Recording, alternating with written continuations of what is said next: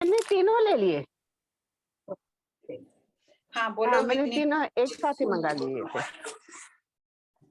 हाँ प्रणाम भाभी जी। अब तीनों पढ़ना है पूरा एक साथ है। हाँ जी, ये एग्जाम होते ही मैं पढ़ाई शुरू कर दूंगी। बीच में नहीं छोड़ना, एकदम पढ़ के। ठीक है, जरूर हाँ, पढ़ूंगी। हाँ मैं पूछ रही हूँ कि ना श्वेता जी का क्वेश्चन था सात वाली रिकॉर्डिंग में, नवंबर वाली में, कि ना मेरे को नया क्वेश्चन समझ में आया, नया आंसर समझ में आया कि तिर्यंत स्थलचर युग्लिक में ऐसा क्यों होता है कि नपुंसक स्थलचर में छायक समकिति हो सकती है पर स्त्री छायक समकिति नहीं हो सकती, ऐसा क्यों? ये सतपथ प्ररूपणा नामक में है कि जलचर स्थलचर युग्लिक स्त्री में छायक समकित नहीं होती है।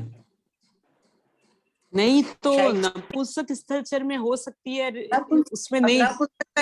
नपुंसक का निषेध नहीं किया है, इसलिए मैंने कहा भी पुरुष न, खाली स्त्री का निषेध है तो पुरुष और नपुंसक दोनों हो सकता है। नपुंसक सिद्ध भी तो होते ही हैं।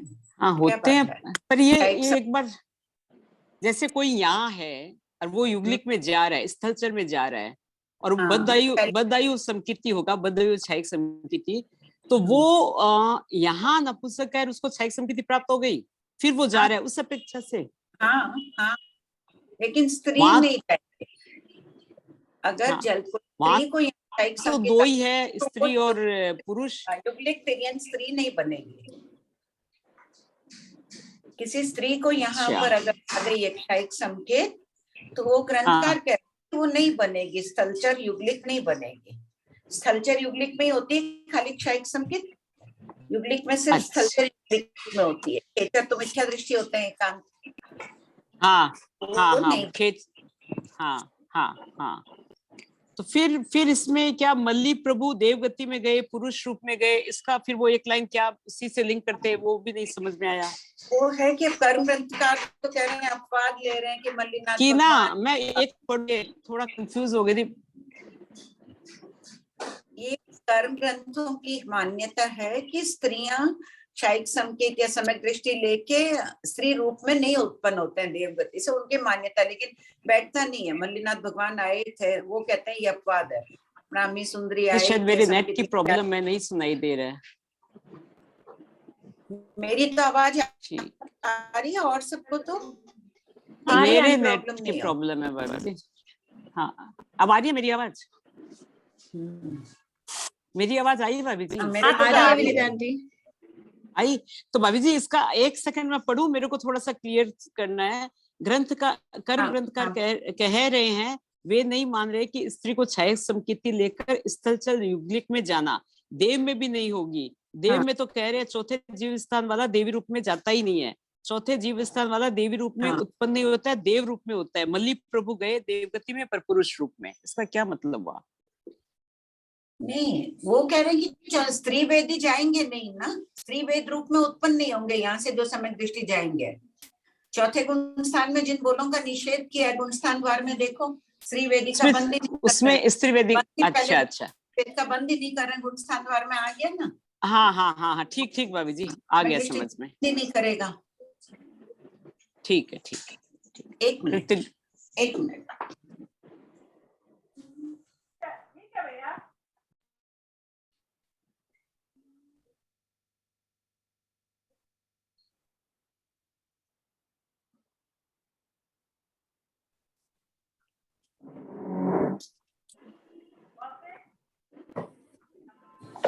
प्रणाम कंचन भाई।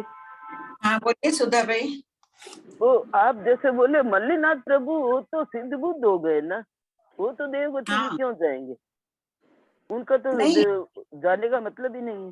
वो पहले जानने की बात थी कि स्त्री विमान में गए। हाँ, लेकिन अपने तो यही मान्यता है ना कि स्त्री रूप में थे लेकिन फिर भी सिद्ध बुद्ध मुक्त हुए। अच्छा, जिसको शारीरिक संकेत आ जाती है तो उसको वो तो सिद्ध होंगे ही ना, अपना भी यही मान्यता है ना। तो उनको दूसरी जगह क्यों जाना है शारीरिक संकेती वाले को? नहीं तो शारीरिक संकेत मिलेगी नहीं। हाँ ठीक बात है। क्षायिक संकेत जीव उत्कृष्ट 3 भाव करेंगे, देवी नरक गति मनुष्य और युग्लिक बने तो 4 हुआ। हाँ, उनका तो निश्चित ही मोक्ष है। हाँ ठीक है भाभी जी, हाँ शोभा भाई, ये आप जो अभी बताए ना थलचर स्त्री युग्लिक में क्षायिक सम कितनी होती है, ग्रंथ का नाम बोले ना, कौन से ग्रंथ में? सतपद प्ररूपना, सतपद प्ररूपना। आवाज आ रही है? हाँ अब आई, अब आ गई।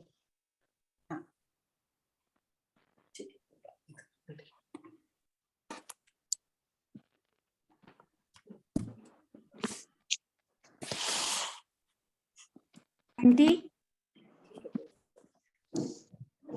शोभा आंटी आपका हो गया?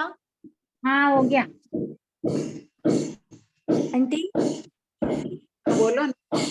हाँ आंटी, ये जो ज्योतिषिक विमान जो उजाला आता है ना, ये उजाला कौन से पुद्गल है आंटी?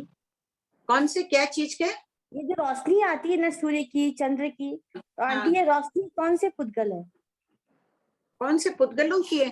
चंद्र सूर्य विमानवासी जो पुद्गल हैं आतप नाम वाले, उनके जो पुद्गल निकल रहे हैं वो अन्य पुद्गलों को भी प्रभावित कर देते हैं, अपने जैसा बना लेते हैं, वासित कर लेते हैं।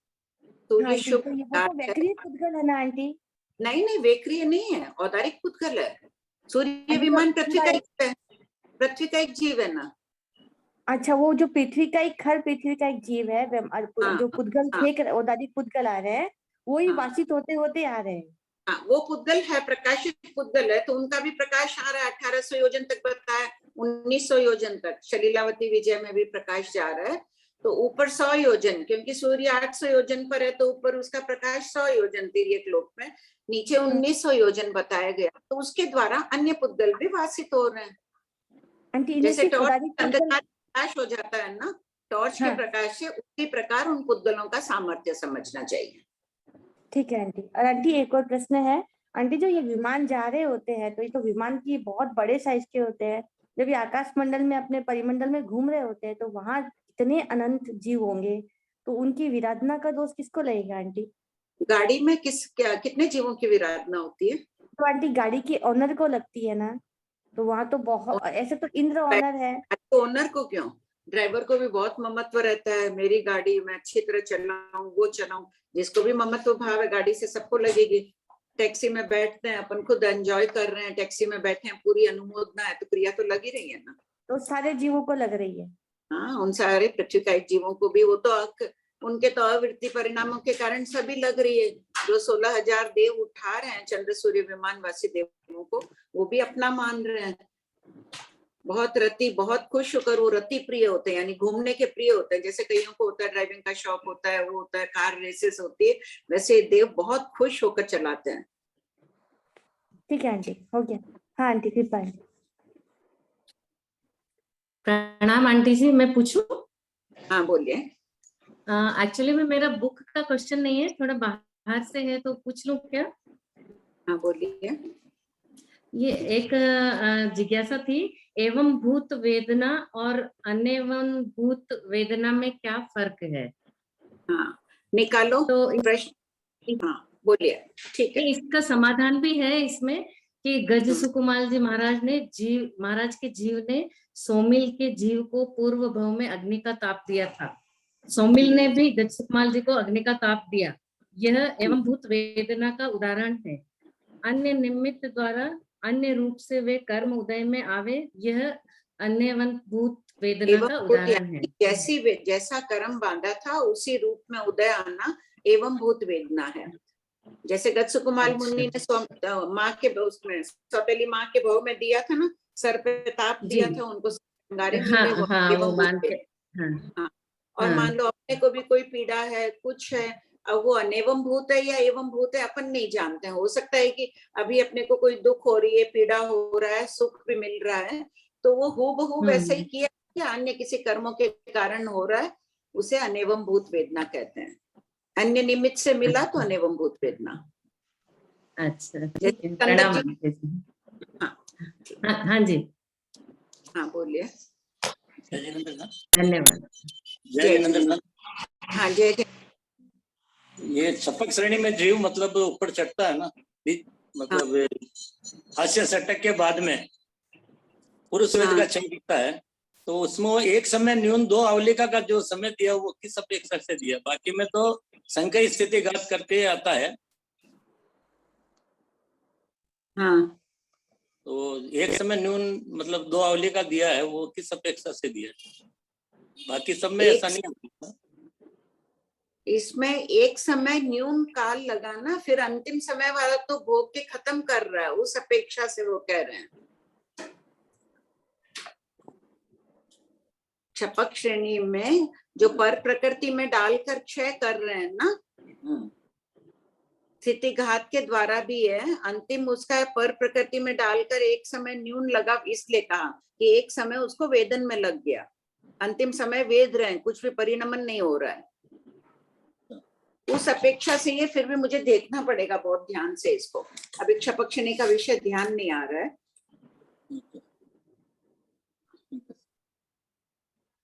भाभी जी, हाँ, अभी जैसे वो गज सुकमाल मुनि की बात आई, तो जैसे कोई जैसा कर्म करता है अपने बोलते हैं वैसा ही फल मिलता है। तो अगर भगवान महावीर ने कानों में कीले डाले तो उनके बाद में फ्यूचर में कानों में ही कीले डाले गए, और गज सुकमाल पूर्व एवं भूत वेदना थी।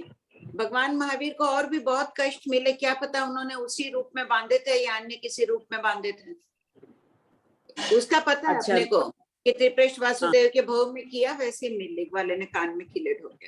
अब उनके पांवों के नीचे अग्नि पाई जाती थी, ऋषभदेव भगवान को कौड़े मारता था कोई, तो अब ऋषभदेव भगवान ने पूर्व भोग में किसी को कौड़े मारे थे या और कोई बात हुई होगी, क्या पता।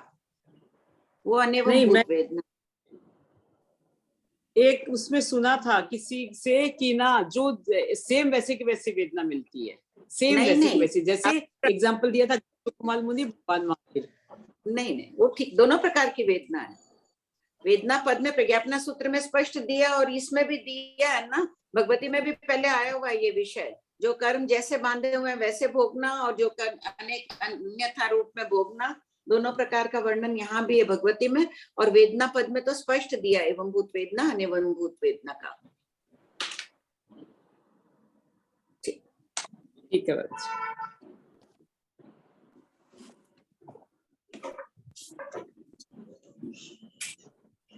जय जिनेन्द्र साहब, जय जिनेन्द्र। जय जिनेन्द्र, प्रणाम।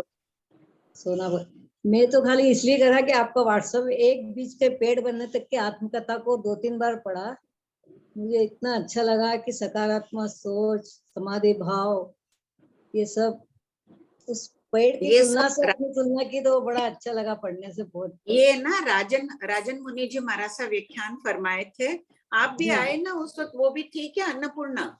उस वक्त, उस दिन नहीं होगा, अन्नपूर्णा ने नोट किया था पूरा, फिर विनीता ने ये लिख कर भेजा है।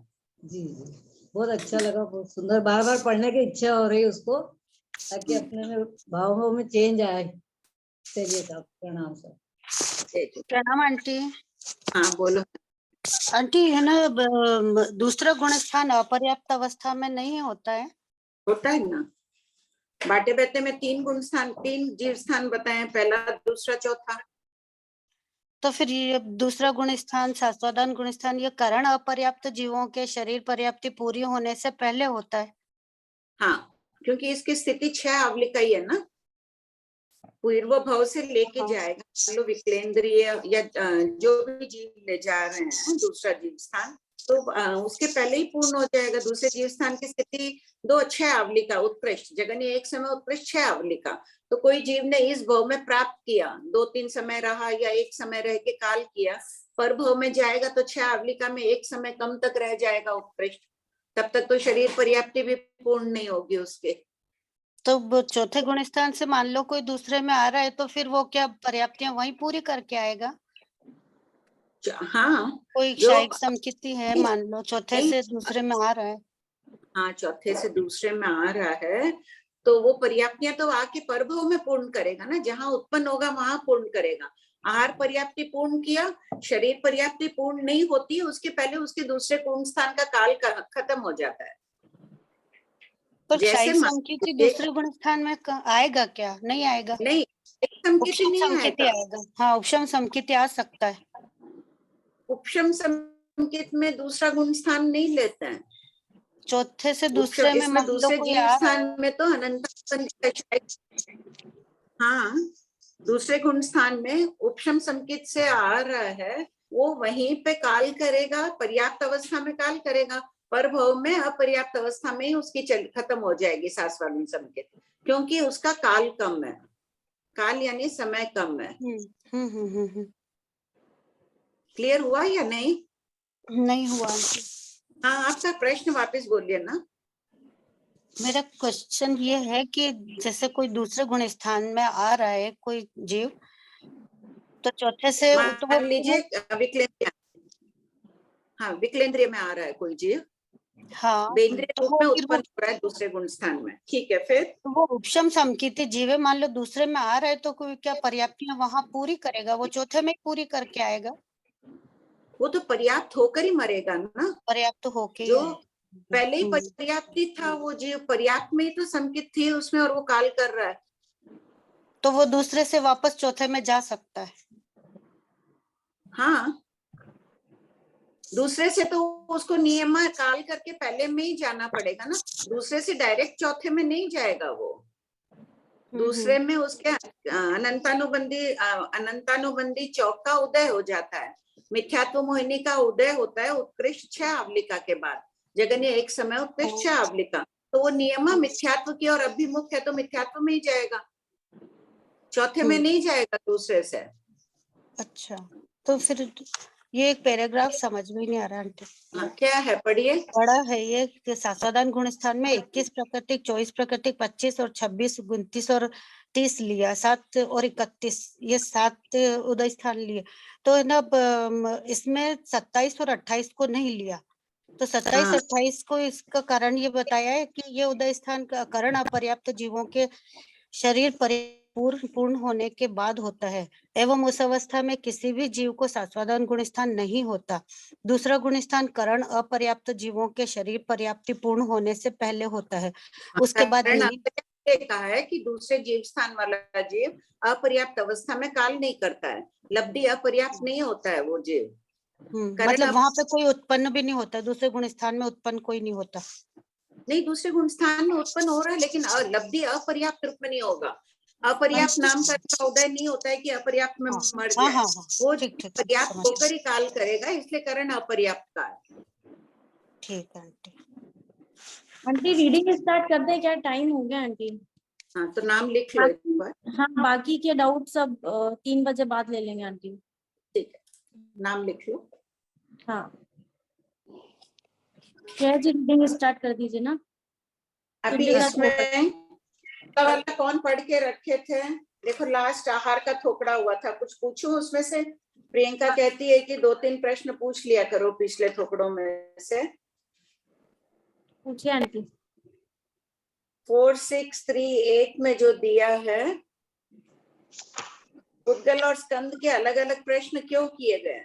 लास्ट कौन सा चला था? लास्ट क्लास में अग्नि का थोपड़ा हुआ था या ये हुआ था? आंटी लास्ट क्लास में तो देवेंद्र के दिव्य भोगों की उपभोग पद्धति, आहार का थोपड़ा चला था। तो आवश्यक नियुक्ति में तेजस कार्बन वर्गना को आहार वर्गना के अंतर्गत क्यों नहीं लिया? आवश्यक नियुक्ति गाथा 39 में। आंटी क्योंकि तेजस कार्बन कोई पर्याप्ति नहीं होती है ना। हाँ, इसलिए उसको नहीं लेने की संभावना है, ठीक है। और मनुष्य की इसमें दिया 4682 में निरीकों की स्थिति के कारण कितने? 5 बताए हैं। तो मनुष्य की स्थिति के कारण क्या होंगे? यही 5 होंगे ना आंटी? हाँ, यही 5 होंगे। खोल रहे हैं सब कोई? अब और कोई जवाब देंगे? विची और अविची द्रव्य किसे कहते हैं? किसी का अगर इससे संबंधित है डाउट तो हैंड रेस करिए, नहीं तो आप हैंड डाउन कर सकते हैं। इससे संबंधित ही है, खोल लो कोई भी पहले जो जवाब दे देता है। आपने कहा था सर्वोत्कृष्ट जो आहार होगा वो अविची द्रव्य है और उससे कम होगा वो विची। मैंने कहा एक प्रदेश कम विची। भगवती सूत्र के चूर्णिकार ने कहा था। हाँ, और आपने वो समझाया था ना उससे। ठीक है, उनकी मान्यता ये है। बाकी संपूर्ण आहार से एक प्रदेश भी कम आहार होता है, उसे भी वीचित द्रव्य कहते हैं। दो मान्यताएं दी गई है ना यहाँ पर। सबका यही उत्तर है तो ठीक है, या कुछ और इस संबंधित बोलना चाह रहे हैं तो बोलो। श्वेता, वंदना जी, यही है तो फिर आगे रीडिंग शुरू कर देते हैं। अच्छा, उस दिन ये रह गया था 4695। आंटी इसका फर्स्ट बुक में 1201 क्वेश्चन नंबर, उसमें पूरा यही दिया हुआ है, भाषा वर्गना का है ना। हाँ, चलो ये 4695 पढ़ लो। कौन रीडिंग कर रहा है? श्रेया जी कर रहे हैं ना? हाँ, प्रणाम साहब, जय जी। जय जी। अनुत्तरपातिक देव किस प्रकार जानते देखते हैं कि भगवान महावीर और गौतम स्वामी शुद्ध बुद्ध मुक्त हो जाएंगे? उत्तर, नंबर 1, अनुत्तरपातिक देव के अवधि ज्ञान का विषय विशाल है, उसके द्वारा वे मनोवर्गणाओं को जानते देखते हैं। भगवान द्वारा उत्तर प्राप्त होने पर गौतम स्वामी ने इस विषय में चिंतन मनन किया होगा। उन मनोवर्गणाओं को देखकर ये देव दोनों के सिद्ध बुद्ध मुक्त होने की बात को जान देख सकते हैं। तथा ये वर्णन उस दिन आ गया था ना, 1229 में था। क्या आंटी? इसका वर्णन कौन से पहली बुक में कहाँ है? फर्स्ट बुक में 1201 क्वेश्चन नंबर आंटी, उसमें मनोवर्गना का। हाँ, 1201 में ये अनुत्तरपातिक देव का दिया हुआ है आंटी। लेकिन 1211 में होगा वो तो अंतर है इसमें, मन से अलग बात है। 1229 खोलिए, 1199 भी खोलिए, दो जगह दिया हुआ है। आंटी 1228 में भी है। 1228 में, हाँ 2829 में भी है। हाँ, 1201 में भी है आंटी, यही तो पूछा है। मन से प्रश्न पूछने के लिए। 1199 सब कोई खोलिए, मनोवर्गना लब्धि संपन्न की बात है इसमें, पढ़िए। क्या चारों जाति के देवता मनोवर्गना लब्धि संपन्न होते हैं? उत्तर, वैमानिक देवी इस लब्धि से युक्त होते हैं। इस क्षेत्र की अपेक्षा लोक का संख्यात्वा भाग और काल की अपेक्षा पल्योपम का संख्यात्वा भाग, भूत का लव भविष्य काल को देखने वाले अवधि ज्ञानी संयत मनुष्य और वैमानिक देव को ही मनोवर्गना लब्धि होती है, जिसके फल स्वरूप वे अपने अवधि क्षेत्र में रहे हुए संगी पंचेंद्रिय के मनोगत भावों को जानते हैं। अगला दो और पढ़ दीजिए। भवनपति देव मनोवर्गना लब्धि संपन्न क्यों नहीं होते हैं? उत्तर, भवनपतियों की उत्कृष्ट स्थिति एक साग्रोपम होते हुए भी उनके अवधि ज्ञान का विषय कम होने के कारण उनमें मनोवर्गना लब्धि नहीं होती है। प्रश्न 2001, मन से प्रश्न पूछने के लिए क्या भगवान के समीप आना आवश्यक है? उत्तर, पहले से 12वें देवलोक तक के देव अपने स्थान पर रहकर भी मन से विनय पूर्वक प्रश्न पूछते हैं, अथवा भगवान के समीप आकर भी मन से प्रश्न पूछते हैं। जैसी उनकी इच्छा हो वैसा करते हैं। नवग्रह व अनुत्तर विमान के देव उत्तर वे क्रिया नहीं करते हैं, इसलिए अपने स्थान पर रहकर ही विनय पूर्वक मन से आलाप संलाप करते हैं। ये देवता परस्पर भी मनोवर्गना लब्धि से विचार विमर्श कर सकते हैं। एक बार पूछा जाए वह आलाप तथा बार बार बोला जाए वह संलाप। हेलो, भगवान के समीप आकर भगवान के एक तो पास में आके बैठ गए भगवान के। हेलो, भगवान के समीप आकर भी किसने प्रश्न पूछा था? कहाँ है ये पहले भाग में? बताइए, कौन से देवों ने आकर पूछा था? कौन से देवलोक के देव थे वो? ध्यान है किसी को? 7वें देवलोक के देव आए थे।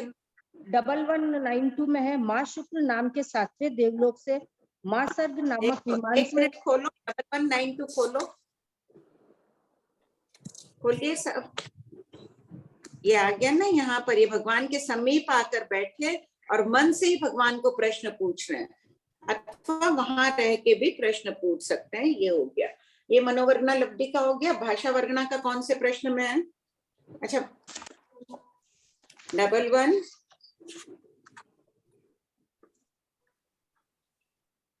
पढ़ो, भाषा वर्गना संबंधित प्रश्न।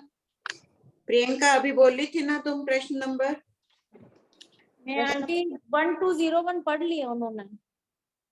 1201 में भाषा वर्गना का कहाँ है? अभी तो मनोवर्गना का आया है। आंटी वो तो उसी का था, मन से पूछे जाने के। हाँ, निकालो भाषा वर्गना वाला, किसको ध्यान में है?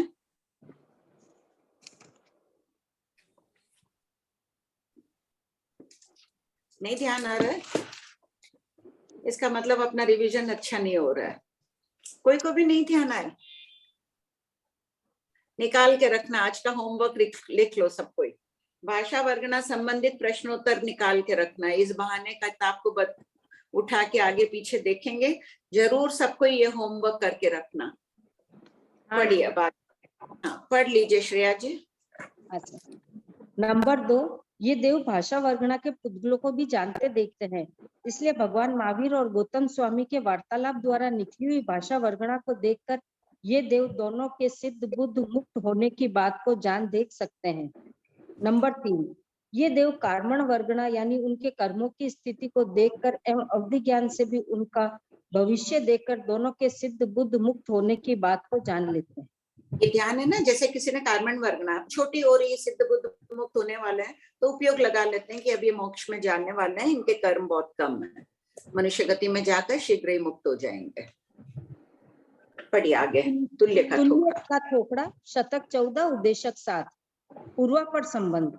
भगवान महावीर और गौतम स्वामी की तुल्यता को प्रदर्शित करने के पश्चात प्रत्येक वस्तु में तुल्यता और अतुल्यता का वर्णन किया जा रहा है। प्रश्न 4696, प्रत्येक वस्तु में तुल्यता और अतुल्यता दोनों कैसे संभव है? उत्तर, अनेकांत दृष्टि से प्रत्येक वस्तु में दोनों गुण रहते हैं। प्रश्न 4697, भंते तुल्य समानता कितने प्रकार का है? उत्तर, गौतम तुल्य 6 प्रकार का है, यथा द्रव्य तुल्य, क्षेत्र तुल्य, काल तुल्य, भव तुल्य, भाव तुल्य और संस्थान तुल्य। इन 6 प्रकार से तुल्य का कथन किया गया है। द्रव्य तुल्य। प्रश्न 4698, द्रव्य तुल्य किसे कहते हैं? उत्तर, जीव द्रव्य से और पुद्गल द्रव्य से परस्पर तुल्य है, उसे द्रव्य तुल्य कहते हैं। प्रश्न 4699, बनाओ इसमें जीव की तुल्यता और अतुल्यता के सबको ही बनाओ, 2-2 प्रश्न, 2-2 लिखो, जैसे तुल्य लिखो और अतुल्य भी लिखो। किसके? देव के, जीव के, कोई भी जीव के लो, मनुष्य के ले लो। कोई होता है साधना के शिखर पर पहुंच गया और कोई साधना के पथ पर चलना शुरू ही नहीं किया, अतुल्य हो गए ना दोनों। और तुल्य करना हो, दोनों सिद्ध गति को प्राप्त हो गए, दोनों में तुल्यता है, ऐसे निकालो। गुणों से निकालो, कुछ भी 2-2 निकालो, सब कोई पॉइंट्स। कोई शांत होता है, कोई झगड़ालू होता है, कोई निंदक होता है, कोई को लगता है क्यों किसी की निंदा करें, होता है ना ये सब तरह का स्वभाव। तो इसमें अनेकांत दृष्टि शब्द आया है, उसको अनेकांत दृष्टि से स्पष्ट करना है। आसीमा है क्या क्लास में? नहीं है ना? ठीक, किया किसी ने? हैंड रेस करिए, किसने किया है लिख लीजिए, बस कोई भी 2 पॉइंट। जैसे मैंने कहा तुल्य और अतुल्य, अतुल्य में तो यही हो गया, कोई शांत स्वभावी है, कोई उग्र स्वभावी है, तो उसके विषय में अनेकांत दृष्टिकोण वाले भगवान महावीर क्या कहेंगे? श्रेया जी। ब्रह्मत साधु है और वो श्रेणी आरोहण कर रहे हैं, तो जिस 2 साधु सेम श्रेणी आरोहण करके और केवल ज्ञान केवल दर्शन को भी प्राप्त कर सकते हैं। अब हाँ ठीक है, वो तुल्यता का अच्छा है। बात ये है कि 2 अतुल्य जीव है, एक उग्र है और एक शांत स्वभावी है। एक का स्वभाव है निंदा करते रहने का, दूसरों की खिल्ली उड़ाना, निंदा करना, पक्षपात करना आदि आदि, और एक का स्वभाव शांत रहता है। तो अगर कोई मध्यस्थ भावना वाले होते हैं, उनके क्या विचार रहेंगे इस संबंध में? मध्यस्थ भावना आ जाएगी अनेकांत दृष्टि से। भगवान महावीर की अनुपम देन अपन बोलते हैं ना, अनेकांत दृष्टि। तो अनेकांत दृष्टि वाले क्या कहेंगे उन दोनों को देखकर, मन में क्या सोचेंगे? श्वेता बोलो।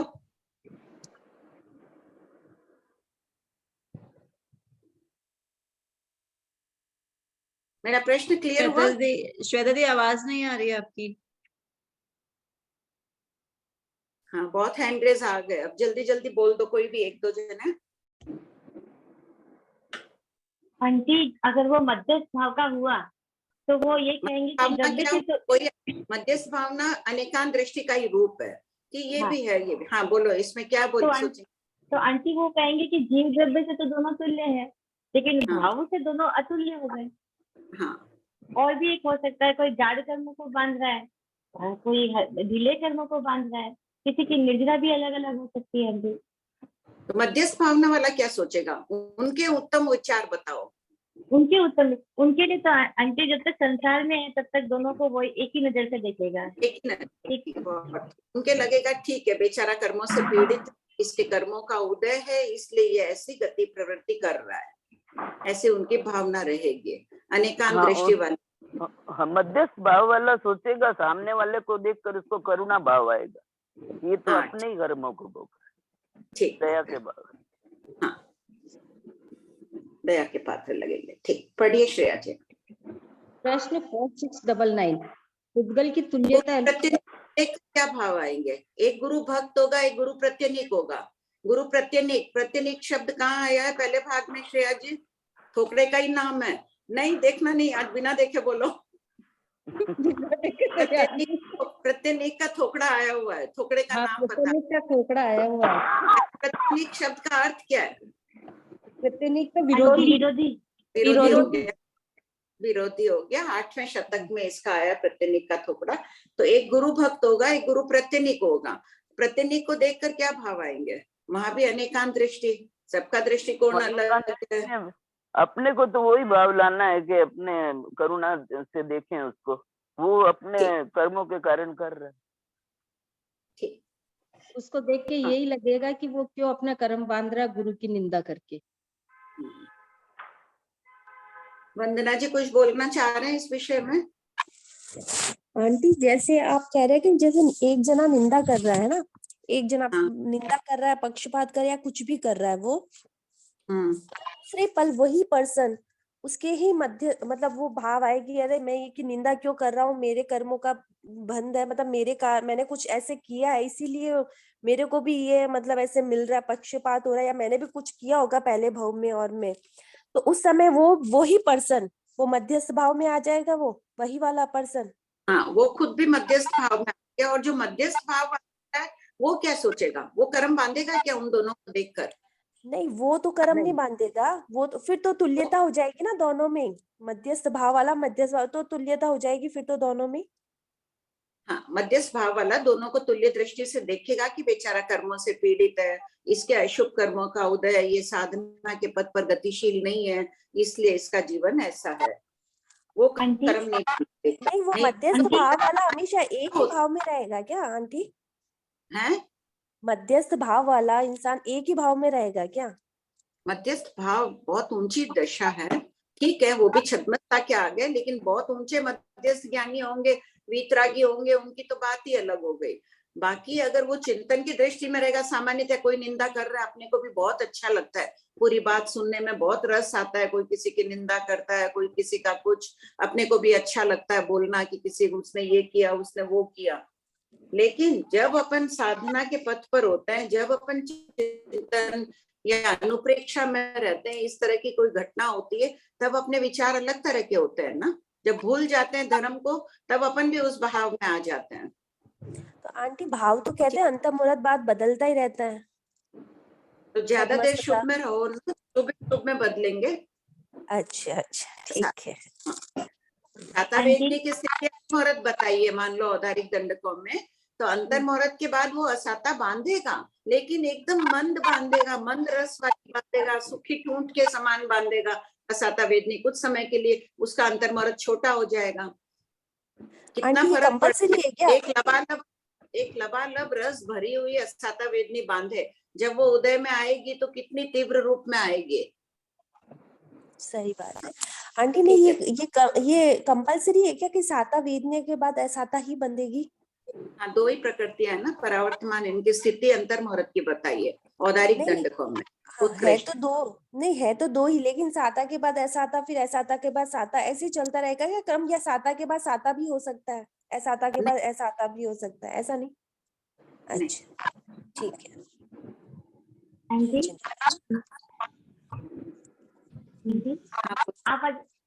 आंटी आप मध्यस्थ भाव पे क्यों जोड़ दे रहे हैं? किस में जोड़ रही हूँ?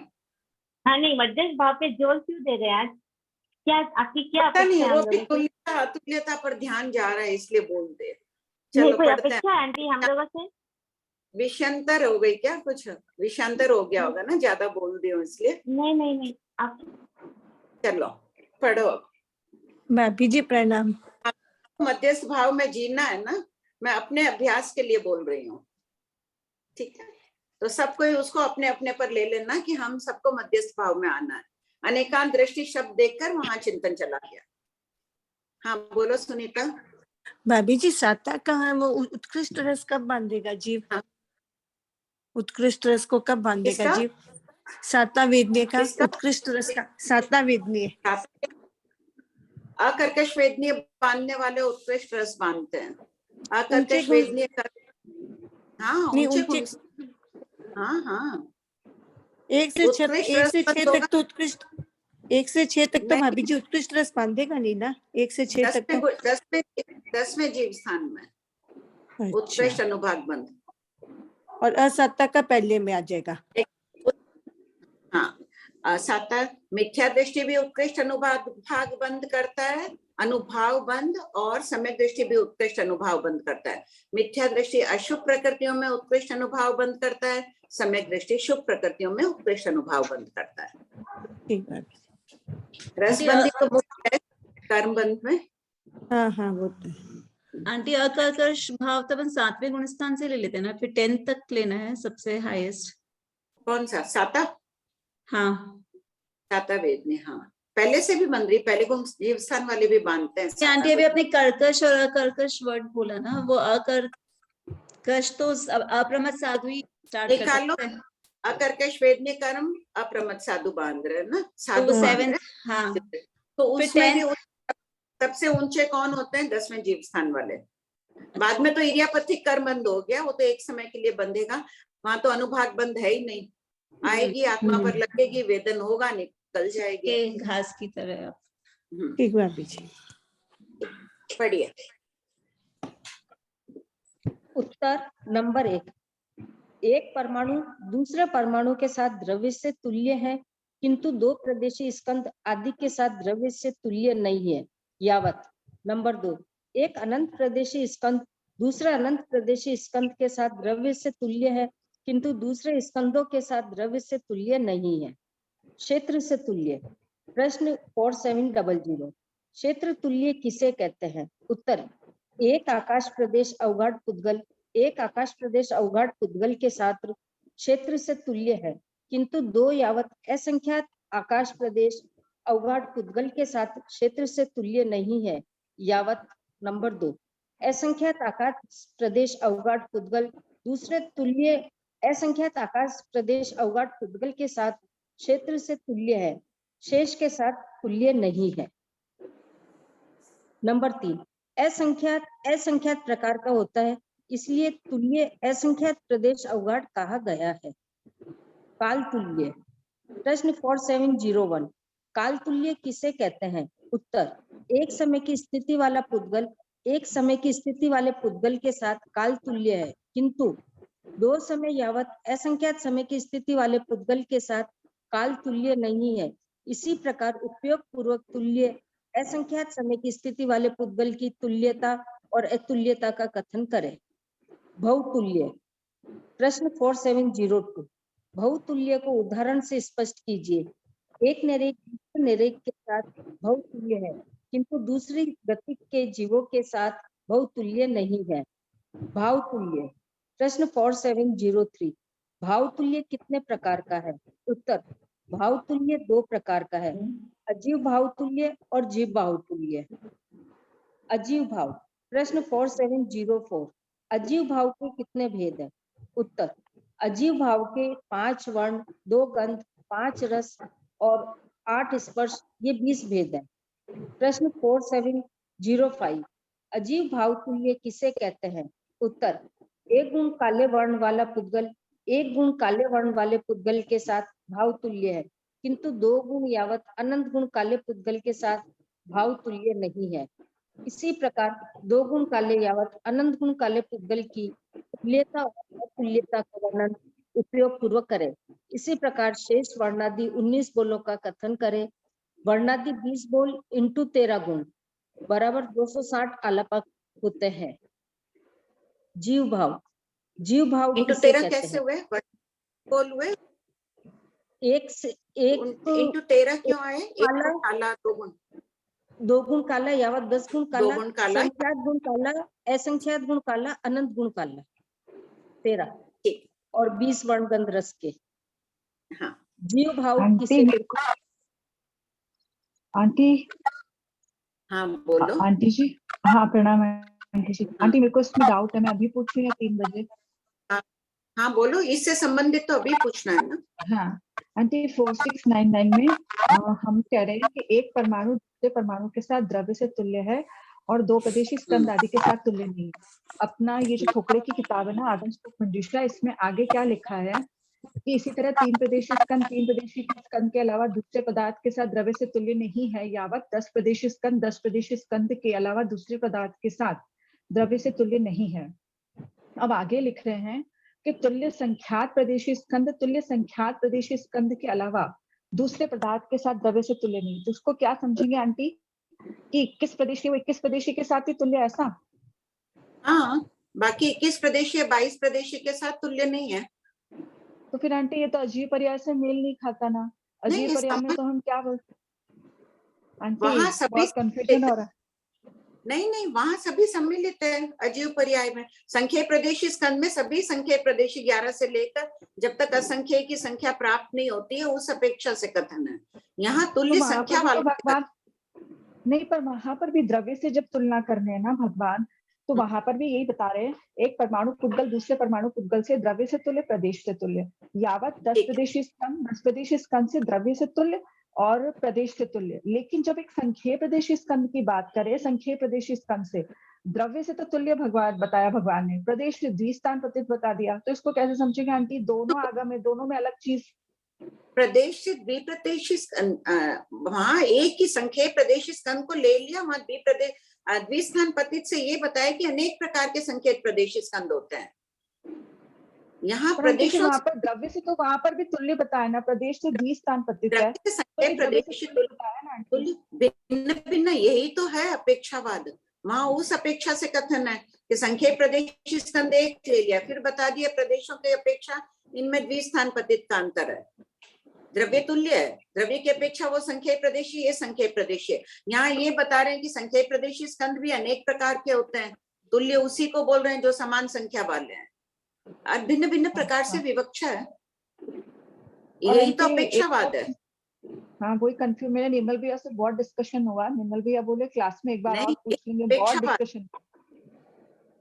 अच्छा आंटी, फिर इसी में जब अजीब पर्याय में हम लास्ट वाले आलापक औगिक करते हैं ना, तो वहां पर हम बोलते हैं जगन्य प्रदेशी स्कंद से द्रव्य से तुल्य, प्रदेश से तुल्य। इसी में जब हम मध्यम लेंगे कि मध्यम प्रदेशी स्कंद से द्रव्य से तो तुल्य है और प्रदेश से षट स्थान पतित है, तब हमको क्या लेना? क्या मैं एक तरफ जो है वो 3 प्रदेशी ले सकती हूँ, उसकी तुलना अनंत प्रदेशी से कर सकती हूँ, या 3 प्रदेशी की 3 प्रदेशी से ही करनी है मेरे को? नहीं, वहाँ अनंत प्रदेशी से भी कर सकोगे। वहाँ जगन्य और उत्कृष्ट एक फिक्स सीमा दे दी, बीच के सारे मध्यम में ले लिए हैं वहाँ। तो किसी से भी तुलना करो, द्रव्य से तुल्य होगा। हाँ, ठीक है। हाँ बोलिए मधु जी। आंटी, ये भाव की अपेक्षा लेना है क्या? ये 1 गुण काला 2 गुण काला? हाँ, तो संख्यात में तो 10 तक तो संख्यात हो गए, फिर 11 है तो असंख्यात, 12 है तो नहीं 10 तक तो गिनती कर सकती है, संख्या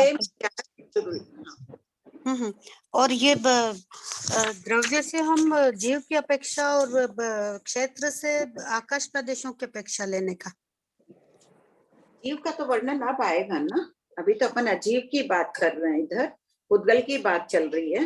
जीव का वर्णन आगे के प्रश्नोत्तरों, जीव भाव आएगा ना। आकाश प्रदेशों को ले लिया, और इसमें द्रव्य में फिर किसको लेंगे?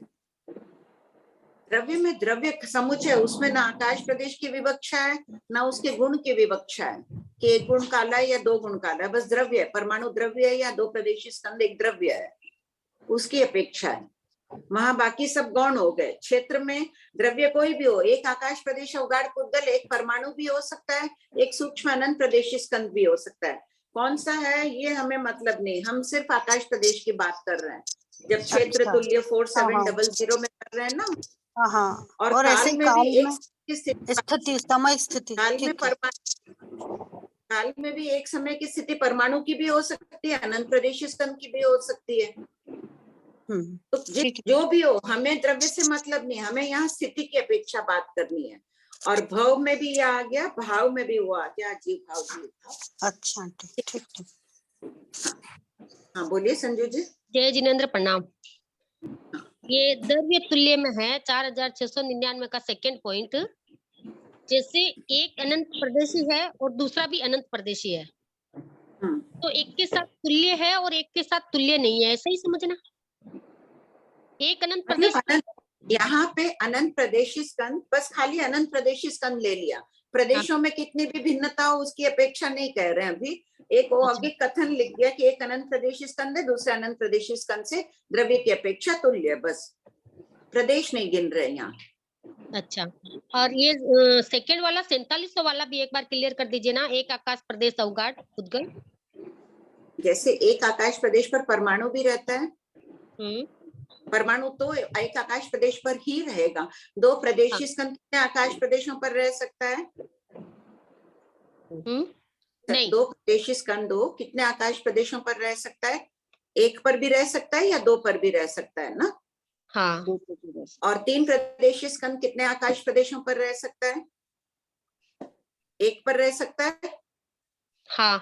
दो पर भी रह सकता है, दो पर भी रह सकता है, तीन पर भी। हाँ, तीन पर रह सकता है ना। इसी प्रकार अनंत प्रदेशी स्कंद भी, जो सूक्ष्म अनंत प्रदेशी स्कंद होते हैं, वो एक आकाश प्रदेश अवगाढ़ पर भी हो सकते हैं, दो पर भी हो सकते हैं, तीन पर भी, यावत असंख्य आकाश प्रदेश पर अवगाढ़ भी हो सकते हैं। तो यहाँ जब क्षेत्र की बात, क्षेत्र यानी आकाश प्रदेश, तो एक आकाश प्रदेश पुद्गल है, चाहे वो परमाणु है चाहे अनंत प्रदेशी स्कंद है, दोनों आकाश क्षेत्र की अपेक्षा तुल्य हो गए। अच्छा ठीक है। एक आकाश प्रदेश पर एक परमाणु अनंत प्रदेशी स्कंद है और दूसरा एक दो प्रदेशी स्कंद है, दो आकाश प्रदेशों पर है, वो क्षेत्र की अपेक्षा तुल्य कहलाएंगे क्या? हाँ संजू जी, नहीं, प्रश्न सुनिए ध्यान से। एक आकाश प्रदेश पर परमाणु और अनंत प्रदेशी स्कंद है, और दो प्रदेशी स्कंद दो आकाश प्रदेशों पर बैठा हुआ है, तो वो तुल्य है अतुल्य है? अतुल्य। अतुल्य हो गया ना, क्योंकि वो दो आकाश प्रदेश पर है। हाँ, अतुल्य हो गया। हाँ ठीक। आंटी, 0.4699 के पॉइंट 2 में हमको एक तुल्य अनंत प्रदेशी स्कंद तुल्य नहीं लिखना चाहिए आंटी? तुल्य की तुल्य से तो तुलना कर रहे हैं, यहाँ प्रदेशों की संख्या तो सेम होगी ना आंटी, तुल्य लिखना चाहिए ना। द्रव्य से तुल्य वाली बात कर रहे हैं, बस एक औगिक कथन कितना खोलेंगे यहाँ। तुल्य अनंत प्रदेश या तुल्य अनंत प्रदेशी स्कंद यहाँ दे दिया, दूसरे तुल्य, हाँ तुल्य आना चाहिए था, जैसे नीचे लिखा हुआ है ना पॉइंट 2 में, वैसे यहाँ तुल्य शब्द, एक अनंत प्रदेशी स्कंद द्रव्य से बात कर रहे हैं ना आंटी कि एक में भी 1 लाख प्रदेश है और दूसरे में भी 1 लाख प्रदेश है। नहीं, एक मिनट, दोनों तरफ से बोल सकते हैं अपन। द्रव्य से विवक्षा कर रहे हैं, अभी हम सिर्फ अनंत प्रदेशी स्कंद बोल रहे हैं, तो दोनों अनंत प्रदेशी स्कंद है, द्रव्य की अपेक्षा दोनों तुल्य है। अगर एक अनंत प्रदेशी स्कंद है, दूसरा असंख्य प्रदेशी स्कंद है, तो वो अतुल्य हो गया। द्रव्य में सामान्य विवक्षा है। अच्छा, अपनी थोकड़े की किताब में तो आंटी तुल्य से ही दिया हुआ है, तुल्य संख्यात प्रदेशी स्कंद, तुल्य संख्यात प्रदेशी स्कंद से, तुल्य असंख्य प्रदेशी स्कंद, तुल्य। तो आंटी ऐसा नहीं समझना प्रदेश कम बेसी हो सकते हैं तो भी द्रव्य से तुल्य होंगे। द्रव्य से विवक्षा कर रहे हैं हम, गौण कर दिए उसको। अनंत प्रदेशी के लिए भी दिया है क्या आगम में, थोकड़े में? हाँ, आगम में वो आगम तो मैं खोल रही हूँ, थोकड़े की किताब देखिए, आगम तो मैं भी खोल रही हूँ। आगम में नहीं खोला है, ये अपन समझाने के लिए कर रहे हैं। यहाँ भी कर लो, एक अनंत प्रदेशी स्कंद अनंत प्रकार के होते हैं, तो तुल्य अनंत प्रदेशी स्कंद समझ लो, अन्यथा द्रव्य की अपेक्षा विचार ना करते हैं तो कुछ भी हो सकता है। फिर इसके अंदर आंटी वर्ण गंध रस स्पर्श गाना, क्षेत्र में अलग बात हो गई। 4700 में क्षेत्र की अपेक्षा तुल्य, असंख्य आकाश प्रदेश अवगाढ़ पुद्गल है, दूसरे भी जो अवगाढ़ क्षेत्र है वो तुल्य होना चाहिए। अवगाढ़ क्षेत्र तुल्य, इसलिए यहाँ तुल्य शब्द दिया है। आंटी 4699 में उनकी अवगाहना तो कुछ भी हो सकती है ना, अनंत प्रदेशी स्कंद की भाव कुछ भी हो सकता है ना, वो डाउट है। हाँ, वहाँ गौण है सब, वहाँ सिर्फ द्रव्य की अपेक्षा कथन है 4699 में। वो कोई भी काले वर्ण का, सफेद वर्ण का, कुछ भी हो सकता है द्रव्य में, क्योंकि भाव और मैं अलग खोल रहे हैं ना। क्षेत्र से तुल्य देना पड़े कि तुल्य अक्षेत्र अवगाढ़ है। ये क्लियर हो रहा है सबका? 4700 देखिए वहां। एक मिनट ध्यान से, हाँ बोलो रेखा, तुम कुछ बोल रही थे? रेखा कुछ बोल रही थे? एक मिनट देखते हैं। रेखा मोथा का हैंड रेस था। रेखा चिमुथा दी वो पूछना था जय जिनेन्द्र, तो द्रव्य में तो अपन जीव भी तो लेते हैं ना दी? हाँ, अभी ये पुद्गल की बात चल रही है, जीव का आगे वर्णन चलेगा। हाँ नहीं, ऑन द होल के हिसाब से द्रव्य में तो जीव लेते हैं ना? द्रव्य में पुद्गल भी लेते हैं, धर्मास्तिकाय अधर्मास्तिकाय भी द्रव्य हाँ, ही है। वो सब आ जाता है, जीव भी तो लेते हैं ना? हाँ, जीव भी लेते हैं, वो कंफ्यूज हो जाता है। Thank you.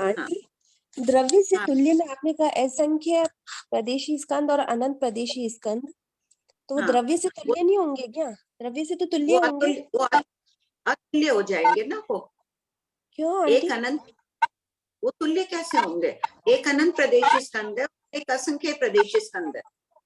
नहीं, द्रव्य से बोल रही हूँ मैं, तो मैं क्षेत्र से और से नहीं बोल रही हूँ, सिर्फ द्रव्य से बोल रही हूँ। वो भी एक क्वांटिटी का, वो भी एक क्वांटिटी का ही है ना, एक ही तो समूह है। द्रव्य का मतलब वो हो गया ना उसका एक बस शरीर, मतलब जैसे ये कैसे आ गया? शरीर हो गया। मैं प्रदेश की बात नहीं कर रही वैसे।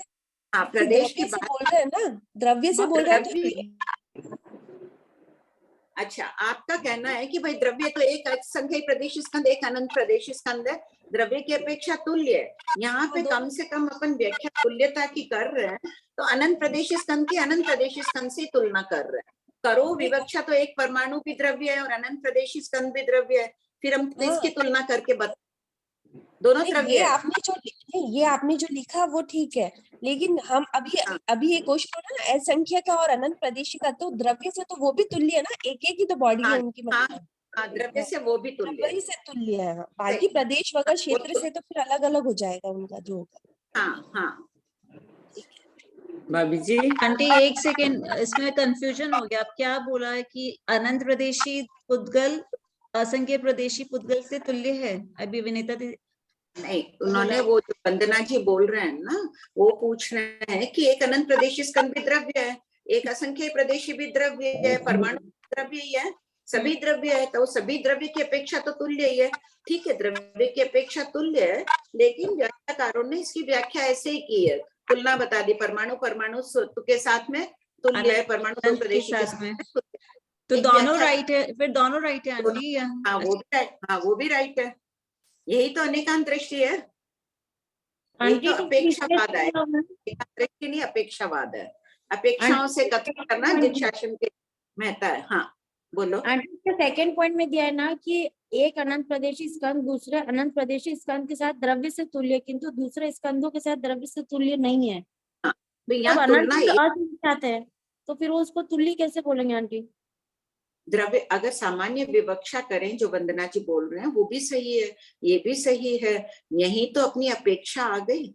भगवती सूत्र पढ़ रहे हैं, हर समय अपेक्षा। यहाँ किस अपेक्षा, अभी उन्होंने श्वेता ने प्रज्ञापना सूत्र से पूछा जीव पर्याय अजीव पर्याय से, तो वहां भिन्न अपेक्षा से प्रश्न हो गया था, यहाँ भिन्न अपेक्षा से चल रहा है।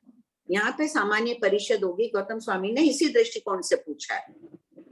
तो आंटी एक अनंत प्रदेशी और दूसरा भी अनंत प्रदेशी, लेकिन एक के अनंत प्रदेश में अंतर है, मतलब अनंत भी अनंत प्रकार का होता है, तो फिर उसको तुल्य कैसे मानेंगे? अगर उनका दोनों का अनंत एक होगा तो ही तुल्य होंगे ना। हम यहाँ प्रदेशों की अपेक्षा चर्चा नहीं कर रहे हैं, यहाँ सिर्फ द्रव्य की अपेक्षा चर्चा कर रहे हैं। तो दोनों अनंत प्रदेशी स्कंद है द्रव्य की अपेक्षा, इसलिए तुल्य है। ठीक है, अब वो अनंत प्रदेशी स्कंद अलग अलग आकाश, एक अनंत प्रदेशी स्कंद एक आकाश प्रदेश पर अवगाढ़ है, एक अनंत प्रदेशी स्कंद असंख्य आकाश प्रदेश अवगाढ़ है। तो क्षेत्र की अपेक्षा जब बात करेंगे तब उसको अतुल्य बोल देंगे। जब काल की अपेक्षा उसकी बात करेंगे, एक 10 समय की स्थिति वाला है और एक होगा असंख्य काल की स्थिति वाला, काल से वो अतुल्य हो जाएगा। भाव में भी अतुल्य हो जाएगा, एक काले वर्ण का ही है, एक गुण काले वर्ण का है और एक अनंत गुण काले वर्ण का है, तब अतुल्य हो जाएगा। तो 4 प्रकार से व्याख्या की गई है उसकी, प्रदेशों की व्याख्या यहाँ नहीं की गई है। ठीक है, आकाश प्रदेशों से उनकी व्याख्या की। हाँ बोलो। क्षेत्र तुल्य की जहाँ बात आ रही है, परमाणु एक ही आकाश प्रदेश पर रहेगा, ये ठीक है, एक ही पर रहेगा, उसी पर सूक्ष्म अनंत प्रदेशी स्कंद रह सकेगा, ठीक है। अब दूसरे आकाश प्रदेश पर एक परमाणु है और उस दूसरे पर ही सूक्ष्म अनंत प्रदेशी क्या आएगा, एक पर, हाँ नहीं, एक पर है परमाणु और दूसरे पर भी परमाणु, ये सेम हो गया, तुल्य हो गया, और उसी पर जिस पर परमाणु है उसमें सूक्ष्म अनंत प्रदेशी स्कंद भी है। और अब जो दूसरा आकाश प्रदेश है उसमें परमाणु तो है और सूक्ष्म अनंत प्रदेशी स्कंद में अनंत में फर्क आ गया प्रदेशों का, तो क्या तुल्य होगा? हाँ, क्योंकि यहाँ अपन प्रदेशों से विवक्षा नहीं कर रहे हैं, यहाँ द्रव्य की विवक्षा है। वो द्रव्य की अपेक्षा क्या है, दोनों अनंत प्रदेश स्कंद है। मान लो एक अनंत प्रदेश स्कंद 1000 प्रदेश वाला है, दूसरा अनंत प्रदेश स्कंद 1,00,000 प्रदेश वाला है, ठीक है। दोनों द्रव्य की अपेक्षा तुल्य है ना, दोनों को क्या बोलेंगे भगवान, अनंत प्रदेश स्कंद ही बोलेंगे। अब जब अगर प्रश्न होता वो दोनों अनंत प्रदेश स्कंद प्रदेश की अपेक्षा तुल्य है क्या, नहीं, प्रदेश की अपेक्षा तुल्य नहीं है। अभी यहाँ पे वर्णन तुल्य प्रदेशों की अपेक्षा नहीं किया गया है शास्त्र में, हो सकता है रहा हो, अभी उपलब्ध नहीं है। क्योंकि सूक्ष्म प्रदेश स्कंद में तो फिर जरूरी नहीं है ना कि एक भी कम हो गया तो बहुत फर्क हो गया, वापस मतलब डिफरेंस आ ही जाएगा, अतुल्य हो ही जाएगा। हाँ वही तो बात है, उसकी विवक्षा नहीं है यहाँ, प्रदेशों की विवक्षा ही नहीं है ना। द्रव्य की विवक्षा आ गई तो हमने कह दिया बस दोनों तुल्य है, दोनों अनंत प्रदेश स्कंद है। फिर क्षेत्र में कह देंगे अब एक सूक्ष्म अनंत प्रदेश स्कंद है, एक आकाश प्रदेश पर है, एक सूक्ष्म अनंत प्रदेश स्कंद 2 आकाश प्रदेश पर है, दोनों तुल्य है क्या क्षेत्र से? नहीं है, नहीं है ना, तो ये क्षेत्र में ये बात चलेगी। तो मैंने यहाँ प्रदेश को अपने को ध्यान में ही नहीं रखना है, प्रदेश की बात, यहाँ ध्यान की बात, यहाँ आकाश प्रदेशों की बात ध्यान रखनी है, कितने आकाश प्रदेशों पर है वो ध्यान रखना है, पुद्गल प्रदेशों के ध्यान में नहीं रखना है, क्योंकि प्रदेशों की विवक्षा नहीं है। तो बस सब क्लियर हो गया। हाँ बोलिए आंटी, आगम में तो तुल्य शब्द दिया है ना, तुल्य संख्या प्रदेशी स्कंद, तुल्य संख्या प्रदेशी स्कंद से, तो उसका मतलब तो ये नहीं हुआ कि 21 प्रदेशी स्कंद 21 प्रदेशी स्कंद से ही तुलना हो रही है। और अगर हम प्रदेश की चर्चा नहीं करेंगे फिर तो इसमें जी पर्याय में कोई डिफरेंस ही नहीं रहा, फिर तो सेट हो रहा है जी पर्याय। मैं मूल आगम खोली आंटी, इसमें गाथा में भगवान ने दिया है तुल्य संख्येज पयसीय खंडे तुल्य संख्येज पयसीयस खंडस दव्वो तुल्य। अच्छा, अनंत प्रदेश स्कंद में भी दिए यही बात? हाँ, अनंत प्रदेशी में भी दिखा है आंटी। हाँ बिल्कुल बिल्कुल, दोनों की ऐसे। ठीक है, बहुत अच्छी बात है। तो फिर आंटी एक अनंत प्रदेश तो फिर 1,00,000 से ही करनी पड़ेगी ना आंटी। हाँ, दूसरे तुल्य शब्द जोड़ दो इसमें 4699.2 में दूसरे तुल्य कर दो। आंटी इसको प्रॉपर बताइए ना कैसे लिखना है। यहाँ बस एक ही वर्ड जोड़ना है, 1.24699 का एक अनंत प्रदेशी स्कंद दूसरे तुल्य अनंत प्रदेशी स्कंद के साथ द्रव्य से तुल्य है। आंटी एक बार और आप आगम देख लीजिएगा। ठीक है, द्रव्य प्रदेश की शामिल की होगी, मेरे पास अभी आगम है नहीं, बाद में देख लूंगी। आंटी अगर द्रव्य को तुल्य मानना है तो एक परमाणु और दूसरे परमाणु, इसका ही फर्स्ट पॉइंट जो है उसमें एक परमाणु दूसरे परमाणु के साथ द्रव्य से तुल्य, किंतु 2 प्रदेशी स्कंद के साथ द्रव्य से तुल्य नहीं है। हाँ, तो फिर यहाँ प्रदेश की तो विवक्षा है ही नहीं ना, फिर आप चाहे एक प्रदेश लो, चाहे संख्यात लो, चाहे अनंत लो। नहीं, पहले पॉइंट में क्या है, परमाणु 2 प्रदेश से द्रव्य से तुल्य नहीं है, अनंत प्रदेश स्कंद परमाणु से तुल्य नहीं है, अतुल्य है ना। लेकिन अनंत प्रदेश स्कंद के साथ तुल्य है, तो आगम में तुल्य शब्द है, या तो मेरे यहाँ लिखने में छूटा है या मेरे से। आंटी अगर सिर्फ द्रव्य से मान रहे तो फिर आप प्रदेशों की संख्या क्यों काउंट करेंगे? द्रव्य में तो शास्त्र में द्रव्य प्रदेश की शामिल प्रदेश भी तुल्य ले रहे हैं, तुल्य में द्रव्य प्रदेश की शामिल विवक्षा भी होती है ना। एक सामान्य विवक्षा कर दी द्रव्य से तुल्य, द्रव्य प्रदेश तुल्य से विवक्षा की है भगवान ने कि अनंत प्रदेश स्कंद 1,00,000 प्रदेश वाला है, 1,00,000 प्रदेश वाला है, दूसरा भी तो तुल्य है। अब द्रव्य और प्रदेश दोनों की शामिल विवक्षा चल रही है यहाँ। तो फिर आंटी अनंत से भी अनंत वाला फिर इसको तुल्य मान सकते हैं ना? फिर नहीं मानना है, 1,00,000 प्रदेश और 1,00,000 प्रदेश वाले को क्यों तुल्य मान रहे हैं? अनंत के बस लिए अनंत भेद है ना, तो 1000 और 1 लाख को भी तो तुल्य मान सकते हैं ना। नहीं मान रहे ना, शास्त्र में दोनों की शामिल विवक्षा है। अब यहाँ इस प्रकार लेना होगा, तुल्य शब्द है इसलिए कि द्रव्य में भी इन्होंने सेकंड पॉइंट भी कंफ्यूज हो रहा है। नहीं प्रियंका, फर्स्ट लाइन में तो एकदम सिंपल है, परमाणु में तो कोई है ही नहीं, बात ही परमाणु परमाणु से तुल्य है। परमाणु से परमाणु, लेकिन परमाणु के साथ 2 प्रदेशी स्कंद हो गया ना आंटी, 2 प्रदेशी के साथ वो अतुल्य हो रहा है, वो तुल्य नहीं है परमाणु। लेकिन द्रव्य से देखा जाए तो परमाणु भी द्रव्य है, 2 प्रदेशी स्कंद भी द्रव्य, ऐसे यावत असंख्यात अनंत प्रदेशी स्कंद भी द्रव्य है। नहीं, मैं समझ गई, जो इतनी देर मैं बोल रही थी ना कि द्रव्य से सभी तुल्य है, ठीक है, परमाणु और अनंत प्रदेश सभी द्रव्य है, ठीक है। लेकिन अभी जब वो आप खोल के देख रही है तो वहां भगवान ने तुल्य शब्द दिया है। यहाँ मेरे लिखने में गलती रही है, तुल्य शब्द चला गया, मैं तो इसी आधार से अभी पढ़ रही हूँ। तो वो भगवान ने तुल्य शब्द दिया, मतलब द्रव्य और प्रदेश शामिल की विवक्षा कर रहे हैं भगवान यहाँ, कि तुल्य प्रदेश होना चाहिए, तभी वो अनंत प्रदेश स्कंद से तुल्य है। यहाँ सबको लिख लो साइड। क्वेश्चन में भी इसमें चेंज आएगा या कि द्रव्य प्रदेश तुल्य किससे कहते हैं? क्यों नहीं, हेडिंग में वहां द्रव्य तुल्य है, अंदर भगवान ने खोल दिया है। भाव यहाँ ये बताए, खाली द्रव्य और प्रदेश तुल्य नहीं दिए, 6 प्रकार ही बताए मूल पाठ में। तब तो कह देते द्रव्य तुल्य, प्रदेश तुल्य, क्षेत्र तुल्य, एक द्वारा और बढ़ जाता ना, 7 प्रकार हो जाते हैं, 7 नहीं किए। तो भगवान ने विवक्षा करते करते यहाँ द्रव्य की विवक्षा में प्रदेश को अंतर्भावित कर दिया है। ठीक है, ठीक है, हाँ। कि भगवान को ये बताना था भाई 1 लाख प्रदेश वाला एक अनंत प्रदेश स्कंद है, तो और भी 1 लाख वाले होते हैं, 1 लाख वाला है तो 10,000 वाले भी होते हैं। सब प्रकार का सर्वांगीण बोध देना था ना सबको, कि सभी प्रकार के अनंत प्रदेश स्कंद होते हैं, अनेक प्रकार। अभी आंटी, हाँ मिच्छामी दुक्कडम, अभी किसी भाई ने वो शपक श्रेणी का कुछ पूछा था ना, वो सेम प्रश्न मेरा पूछा हुआ है, बीकानेर से समाधान लाई थी।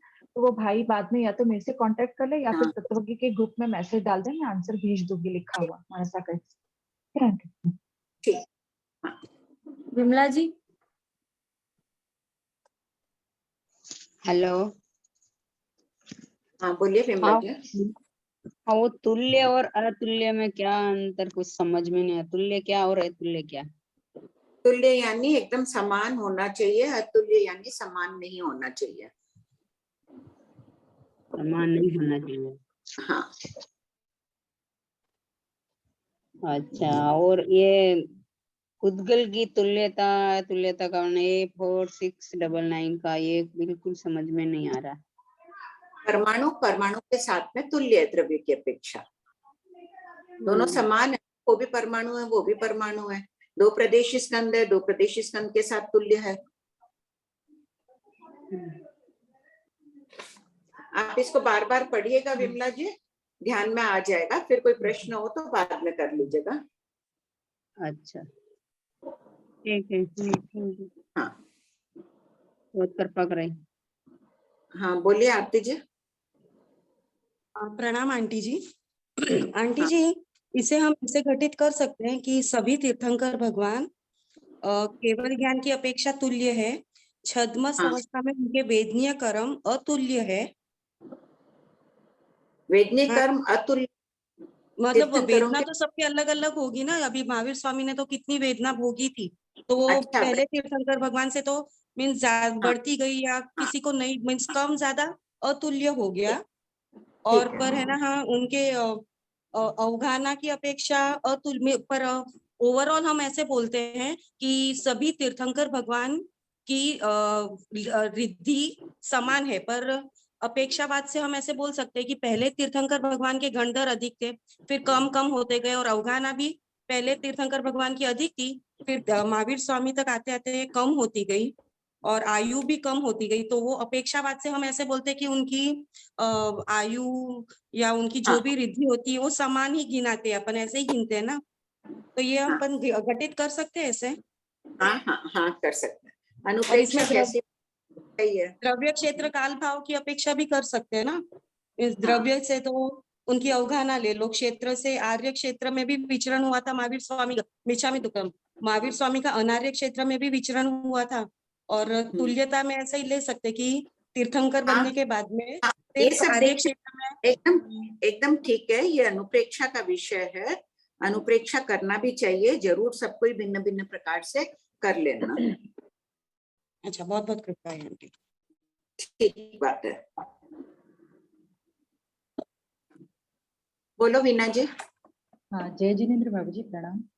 ये प्रश्न जो है 4699, इसमें जो सेकंड पॉइंट है, एक अनंत प्रदेशी स्कंद दूसरे अनंत प्रदेशी स्कंद के साथ द्रव्य से तुल्य है, यानी इसको हाँ एक मिनट, इसको जैसे आपने ऐसा समझ रहे हैं जैसे पुद्गल है तो पुद्गल पुद्गल के साथ तुल्य हो गया, जैसे पुद्गल हो गया, एक द्रव्य पुद्गल है। दूसरा जो लाइन है, किंतु दूसरे स्कंदों के साथ द्रव्य से तुल्य नहीं, यहाँ दूसरा स्कंद मतलब क्या समझे, मतलब धर्मास्तिका यदि अन्य द्रव्य भी समझ सकते हैं? नहीं, धर्मास्तिकाय की अपेक्षा नहीं है, पुद्गल की बात चल रही है, किंतु दूसरे स्कंदों यानी दो प्रदेशी स्कंद यावत दो जो अनंत प्रदेशी स्कंद तुल्य नहीं है उन सबके साथ अतुल्य है। दूसरे में सभी आ गए, दो प्रदेशी स्कंद से लेकर अनंत प्रदेशी स्कंद तक। अच्छा, तो अभी जो आपने बताया ये प्रदेश की बात जो अभी इंक्लूड की, तो यहाँ पे उस ये सेकंड वाली लाइन वो प्रदेशों की अपेक्षा समझनी है ना, अभी जो आपने इंक्लूड किया। हाँ, नहीं, स्कंद की अपेक्षा दो प्रदेशी वाले द्रव्य को भी नहीं लेना है तुल्य में, दो प्रदेशी स्कंद को भी नहीं लेना है ना तुल्य में। अनंत प्रदेशी स्कंद में भी तुल्य प्रदेश वाले चाहिए, और हाँ, तो दो प्रदेशी संख्या की दृष्टि से आ गई ना फिर ये। हाँ, संख्या से, प्रदेशों की संख्या से आ गया। ठीक है भाई। आंटी फिर है ना, हम एक प्रदेशी स्कंद संख्या या असंख्य अनंत प्रदेशी स्कंद को अनेकांतवाद से तो मतलब तुल्य समझें। हाँ, द्रव्य की अपेक्षा तुल्य है। हाँ, और अतुल्य किस मतलब यहाँ पे भी आ रहा है ना कि दूसरे स्कंधों के साथ द्रव्य से तुल्य नहीं है, तो दूसरे स्कंद से मतलब प्रदेश अवगाढ़ से इनसे लेना है। हाँ, अवगाढ़ प्रदेश से नहीं, पुद्गल के प्रदेशों से लेना। अवगाढ़ प्रदेश की बात तो दूसरे क्षेत्र तुल्य में चला है वर्णन 4700 में। यहाँ पे पुद्गल प्रदेशों की अपेक्षा है, दो प्रदेशी स्कंद। हाँ बोलिए, कैसे मतलब दूसरे प्रदेशी स्कंद कौन से हुए? दूसरे हुए ना, जैसे एक दो प्रदेशी स्कंद की बात चल ना, एक दो प्रदेशी स्कंद, दो प्रदेशी स्कंद के साथ तुल्य, किंतु अन्य स्कंदों के साथ अतुल्य है। तो अन्य स्कंद कौन से हो गए? 3 प्रदेशी, 4 प्रदेशी, 5 प्रदेशी आदि हो गए ना, उनके साथ में वो तुल्य नहीं है। अच्छा, तो अपन इनको तुल्य भी कर लिया, तुल्य भी बोल दिया और अतुल्य भी बोल दिया। हाँ, दोनों बात बता रहे हैं ना, तुल्य बता रहे हैं तो विरोधी अतुल्य बता रहे हैं। अच्छा आंटी, हाँ आंटी, मेरा जो 4699 है, मैंने जो अपना समझा मैं थोड़ा क्लियर कर लेती हूँ। आंटी, पुद्गल की तुल्यता अतुल्यता का वर्णन कीजिए।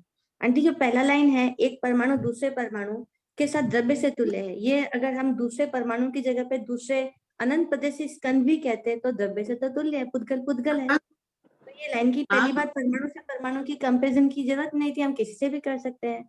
फिर आपने लिखा दो प्रदेशी स्कंद आदि के साथ द्रव्य से तुल्य नहीं है, तो यहाँ पे प्रदेश से तुल्य नहीं है, ऐसा होना चाहिए था आंटी। नहीं, अभी द्रव्य से नहीं, अभी द्रव्य से बात कर, मान लो द्रव्य से कर रहे हैं तो तुल्य नहीं है, प्रदेशों से भी करेंगे तो तुल्य नहीं है, किसी भी अपेक्षा से तुल्य नहीं है वो, ना द्रव्य ना प्रदेश, दोनों से ही तुल्य नहीं है। आंटी, मेरा कंफ्यूजन इसलिए आया कि अगर वहां पे मैं द्रव्य और प्रदेश को, दूसरे वाले सेंटेंस पे भी तो आपने द्रव्य से भी किया, प्रदेश से भी किया। हाँ, तो द्रव्य से मान लो तो उनको तुल्य नहीं बोल रहे हैं ना। भगवान महावीर स्वामी प्रदेशों की अपेक्षा तुल्य होना चाहिए वो। एक अनंत प्रदेशी स्कंद दूसरे अनंत प्रदेशी स्कंद से तुल्य कब होगा? दोनों के समान प्रदेश हो तो। द्रव्य से तुल्य होते हुए भी भगवान ने उनको तुल्य नहीं कहा है जब तक दोनों में प्रदेशों की संख्या समान नहीं है। आंटी, जो वंदना दीदी ने, आंटी एक मिनट, अन्नपूर्णा दी एक मिनट, जो वंदना दीदी ने जो फिर क्वेश्चन पूछा वो वैलिड नहीं है ना, इसमें सिर्फ प्रदेशों का ही लेना है, संख्या लेनी है ना आंटी? नहीं, औगिक यहाँ उस अपेक्षा से, औगिक कथन में क्या बोलेंगे? ये किताब भी द्रव्य है, 10 प्रदेशी स्कंद भी द्रव्य है। वंदना जी ने पूछा वो भी ठीक है, द्रव्य में सभी आ गए। द्रव्य से तुल्य है, परमाणु कौन सा अपेक्षा से चल रहा है वैसे ही बोलना चाहिए ना। यहाँ इस अपेक्षा से चल रहा है, प्रदेशों की अपेक्षा से। द्रव्य बोल दो, ये फोन भी द्रव्य ही है, द्रव्य से द्रव्य तुल्य है, एक परमाणु और एक फोन दोनों द्रव्य से तुल्य है। आंटी, ऐसा ही समझ लूं कि जब भी पुद्गल को पुद्गल से कंपेयर करेंगे तो तुल्य है, और प्रदेशों से कंपेयर करेंगे तो वो अतुल्य भी हो सकता है, तुल्य भी हो सकता है। हेडिंग द्रव्य होते हुए भी प्रदेशों का वर्णन सम्मिलित है इसमें, ऐसे समझ ले। ठीक है, तब कोई लिख लेना, द्रव्य में प्रदेश भी अंतर्भावित है। हाँ भाभी जी, थोड़ी देर पहले ये चर्चा चली थी कि इसी सेकंड पॉइंट में कि एक अनंत प्रदेशी स्कंद दूसरे अनंत प्रदेशी था, फिर तुल्य जोड़ दिए। तो उसमें पहले ये चर्चा चली थी ना कि इसमें प्रदेशों में कितनी भिन्नता है ये यहाँ नहीं लेना है, पर अब ये लेना है। नहीं लेना है, क्योंकि मैंने यहाँ तुल्य शब्द लिखना छूट गया ना मेरा। तो तुल्य अनंत प्रदेशी समान संख्या वाले लेना है, समान संख्या अब लेना है, समान संख्या वाला अब लेना है, तो वो ठीक है। अब ये पूरा ही चेंज हो गया। हाँ बोलो सुधा।